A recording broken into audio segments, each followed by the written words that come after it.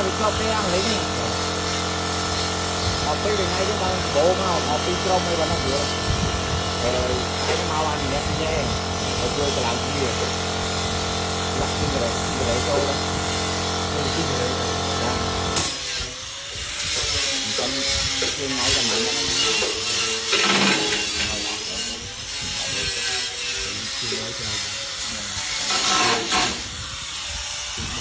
chọn là gì chọn lên rồi đấy làm trên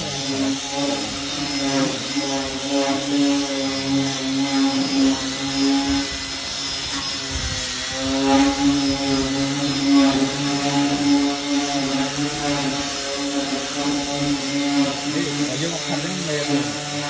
để cái này tới đây thay cái làm gì hoặc là nó có tên gì yang ăn chấm được ba màn hết tu lại